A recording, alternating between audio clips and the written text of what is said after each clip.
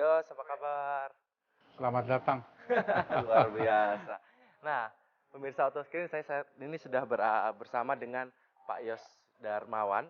Beliau adalah owner atau pemilik dari kebun vintage Bali Cars. Nah, atau kebun vintage Car Bali, Pak ya.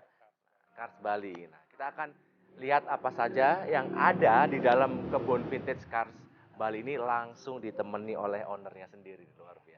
Langsung kita masuk, Pak. Oke, silakan.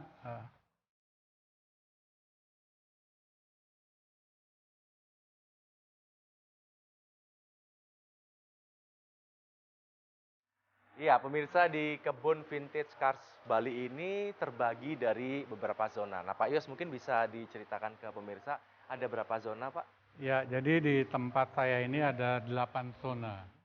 Jadi mulai dari tempat kita sekarang berdiri, saya sebutnya zona 1. Zona satu ini ya. Zona 1, nanti keluar ada zona 2, 3, 4, 5, 6, 7, 8.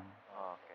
Nah, Pak, apakah ada yang membedakan antara satu zona dengan zona lain ya, Pak? Eh, ada beda seperti di zona 1.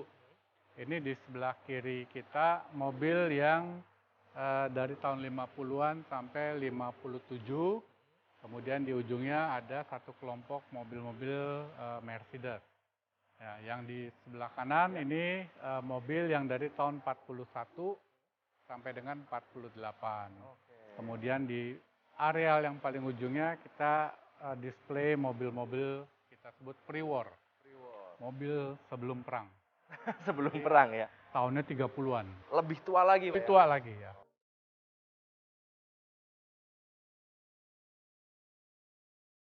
Mungkin ada tips and trik gitu ya kepada pemirsa mungkin juga yang kolektor mobil di tahun 50-an atau 40, apa sih Pak yang harus dilakukan untuk maintenance atau perawatan mobil-mobil di tahun segitu, Pak? Ya, pertama memang idealnya mobil itu kita kalau jarang pakai kita gantung di jack stand semua seperti di sini kan Ya. semua tergantung mobilnya.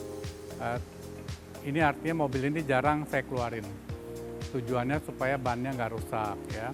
Kemudian yang kedua ya kita selalu mencek rem ya. Kemudian juga sekali-sekali saya panasin dengan akinya dicabut pasang gitu.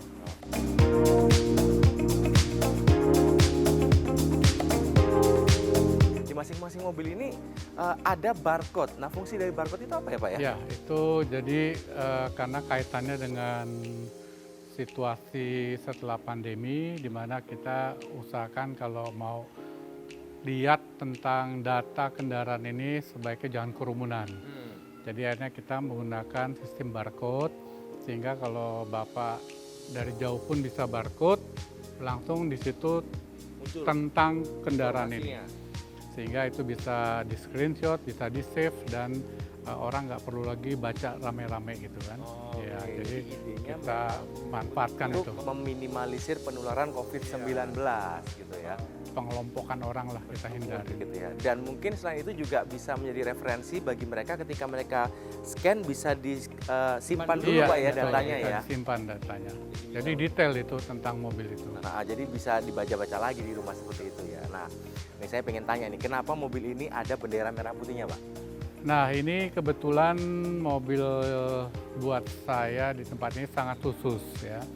Karena mobil ini besutan dari Plymouth tahun 1948. Ini mobil yang pernah dimiliki dan digunakan oleh keluarga Bung Karno. Nah, ini saya sangat senang mobil ini karena suratnya lengkap dan pada waktu itu di BPKB dan surat-surat pendukungnya masih nama ibu negara kita, Ibu Fatmawati. Wow. Ya, makanya saya tempel di sana. Oke, jadi memang sebuah mobil yang sangat bersejarah Iya. dan satu hal lagi ada bukti otentiknya Bukti otentik ya. bahwa mobil ini memang pernah Dimiliki digunakan dan atau digunakan, dimiliki ya. dari Ibu Fatmawati Iya. ya.